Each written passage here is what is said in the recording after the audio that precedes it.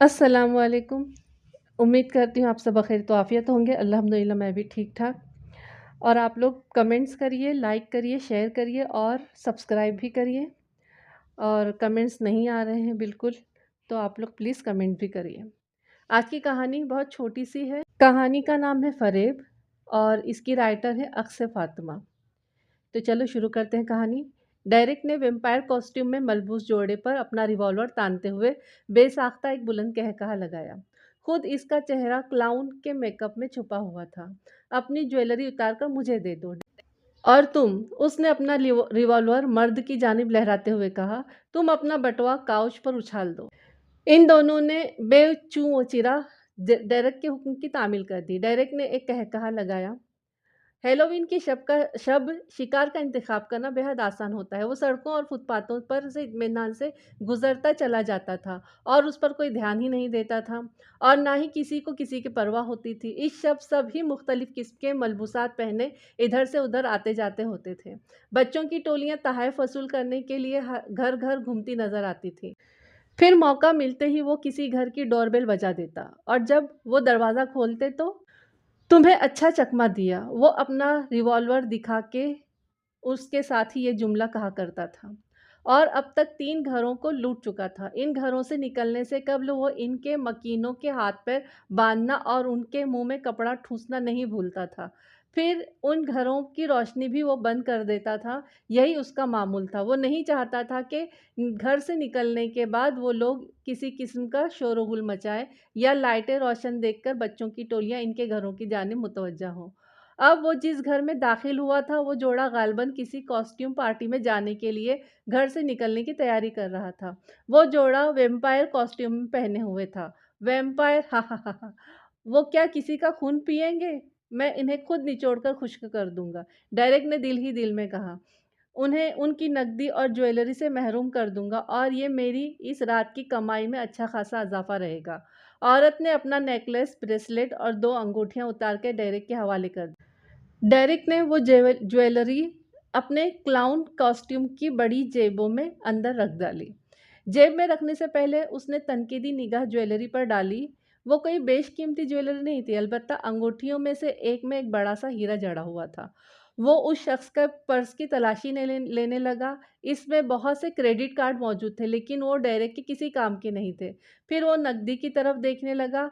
वो 20 और 10 डॉलर के नोट थे। उसने गुर्राते हुए कहा, "बस तुम्हारे पास यही नकदी रकम है?" "मैं अपने पास नकदी नहीं रखा," मर्द ने कहा। हाँ, लेकिन मैं बशर्ते अंदाज़ा लगा सकता हूँ कि तुम्हारे घर में बहुत ज़्यादा नकदी मौजूद है। और तुम, डेरेक औरत की जानिब देखते हुए बोला, और तुम्हारे पास फैंसी ज्वेलरी का एक बॉक्स बड़ा-सा भरा हुआ होगा। हम लोग अमीर नहीं हैं। इतने में दरवाज़े की डोरबेल बजी और साथ ही बच्चों के चहकने की आवाज़ें सुनाई देने लगी। क्या मुसीबत है? डेरेक बड़बड़ाया। उसने यहाँ आते ही बाहर की तमाम लाइट्स ऑफ कर दी थी। फिर भी बदतमीज़ बच्चों को इतनी अक्ल नहीं है कि बैरूनी रोशनी या गुल देखकर ये बात समझ में आ जाए कि घर में कोई मौजूद नहीं है। कोई आवाज़ मत निकालना। डेरेक ने अपना रिवॉल्वर लहराते हुए उनसे सरगोशी में फुनकार की मानिंद कहा। ये खामोशी 1 मिनट तक बरकरार रही, फिर बच्चों की आवाज़ें दूर होती चली गई। वो किसी और घर की जानिब चल दिए थे। डेरेक ने कदरे तवक़्क़ुफ़ किया, फिर सोचने लगा कि वो क्या कर रहा है? ओह! हाँ, घर में मौजूद मज़ीद कीमती अशिया की तलाश करनी है। उसने कमरे का तायराना जायज़ा लिया। दीवार पर आर्ट के चंद उम्दा नमूने दिखाई दे रहे थे। फ्रेम भी नया लग रहा था। ठीक है, ये जोड़ा अमीर तो नहीं है, लेकिन इनके पास मज़ीद कुछ ना कुछ तो होगा, जो इसकी यहाँ की आमद को ज़ाय नहीं होने देगा।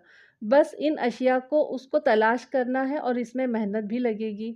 डेरेक ने अपनी जेब में से एक रस्सी का टुकड़ा निकालकर मर्द की जानिब उछाल दिया और औरत को मुखातिब करते हुए बोला, "लेडी, घूम जाओ ताकि तुम्हारा शौहर तुम्हारे हाथ बाँध सके।" "उसके हाथ बाँध दूँ?" मर्द ने बारीक सी एहतिजाजी आवाज़ में कहा। "मैं" "शट अप!" डेरेक गुर्राया। "तुम्हें जैसा कहा है वैसा करो, इसके हाथ बाँध दो।" मर्द की आँखें गुस्से से सुर्ख हो गईं। फिर वो औरत से बोला, "सॉरी डियर।" ये कहकर उसने औरत की दोनों कलाइयाँ बाँधना शुरू कर दी। जब वो अपने काम से फ़ारिग हुआ, तो डेरिक ने जेब में से एक रस्सी का और एक टुकड़ा निकालकर मर्द की जानिब उछाल दिया। अब उसके पैर भी बांध दो। 1 मिनट बाद वो औरत मशके कसी हुई मुर्गी की तरह फर्श पर पड़ी हुई थी। निहायत उम्दा, डेरिक ने खुशी से सरशार लहजे में कहा। अब तक और कोई बच्चा पार्टी ने दरवाजे की डोरबेल नहीं बजाई थी और सब कुछ बिल्कुल सही हो रहा था। अब उसे तेजी से मकान की तलाशी लेना थी और फिर अपनी राह पर चल देना था, लेकिन उससे पहले उसे मर्द के हाथ पैर भी तो बांधना थे और इन दोनों के मुंह में कपड़ा भी ठोंसना था। एक कुर्सी पर बैठ जाओ, डेरेक ने मर्द को हुक्म दिया। साथ ही सीधी पुश्त वाली कुर्सी की जानिब इशारा भी कर दिया और अपने हाथ कुर्सी के पीछे ले जाओ। मर्द चंद लम्हों तक हिचकिचाया, फिर धीरे धीरे कुर्सी पर बैठ गया। डेरेक ने एक हल्का सा कहका लगाते हुए कहा, मुझे ये कहना पड़ रहा है कि तुम्हारे वैम्पायर कॉस्ट्यूम से वाक़ई में मुतासिर हुआ हूँ। ये ड्रैकुला स्टाइल के मुतासिर कुन मलबूसात हैं और मेकअप भी नेचुरल लग रहा है, बिल्कुल असली ड्रैकुला की तरह। इस जैसा ही गेटअप है जैसा कि हॉलीवुड की फ़िल्मों में होता है। अफ़सोस इस बात का है कि तुम्हें अपनी वो पार्टी जहाँ पर तुम जा रहे थे, वो जगह अब तुम्हें भूलनी होगी। ये कहकर डेरिक ने अपनी जेब से एक रस्सी का टुकड़ा निकाला और मर्द की जानिब बढ़ते हुए बोला, ओके वैम्पायर। वो मर्द की जानिब झुका। अब वक्त है कि डेरिक की एक चीख निकली, तेज वाली चीख, क्योंकि मर्द ने अचानक ही अपने दांत डेरिक की उस कलाई में गाड़ दिए थे जिसमें उसने रिवॉल्वर पकड़ा हुआ था। रिवॉल्वर डेरिक के हाथ से छूटकर नीचे सरामिक टाइलों की फर्श पर गिर पड़ा। डेरिक अभी संभलने भी नहीं पाया था कि उस मर्द ने जबड़ा डेरिक की कलाई पर से हटा दिया और अपने नुकीले दांत डेरिक के गर्दन में गाड़ दिए। डेरिक की आंखें फट पड़ी और उसके हलक से हौलनाक चीखें निकलने लगी। तुम कौन हो? डेरिक ने कांपती आवाज में पूछा। उसका सर चकरा रहा था। फिर डेरिक ने देखा कि औरत ने अपने पहले हाथ और फिर दोनों पैरों की रस्सी की ग्रह खोलकर खुद को आज़ाद करा लिया था। खौफ और दहशत की और तकलीफ से डेरिक फर्श पर ढेर होता चला गया। निहायत उम्दा फर्जी ग्रह थी डार्लिंग, औरत ने अपने पार्टनर से आसूदा लहजे में कहा, साथ ही मुंह खोलकर अपने तेज नुकीले दांत नुमाया कर दिए। मर्द ने इस बात में सर हिला दिया। फिर वो डायरेक्ट से मुखातिब होता हुआ बोला, तो इसके मुंह से खून टपक रहा था। और तुम अहमक क्लाउन, तुम ये समझे कि हम वैम्पायर का कॉस्ट्यूम में हैं? इस बार मर्द ने डेरेक की स्टाइल में नकल करते हुए एक कहकहा लगाया और अपने साथी की जानिब घूमते हुए बोला, आओ डियर, अब तुम सैराब हो जाओ, जी भर के पियो। औरत ने लपक कर बेताबी से अपने नुकीले दांत डेरेक की गर्दन में गाड़ दिए। डेरेक का जहन अंधेरे में डूबता चला गया। बस इतनी सी थी ये कहानी। छोटी सी है लेकिन अच्छी है, आप लोगों को ज़रूर पसंद आएगी। तो आप लोग बिल्कुल लाइक करिए, कमेंट्स करिए और सब्सक्राइब भी करिए। तो मिलते हैं अगली कहानी के साथ में।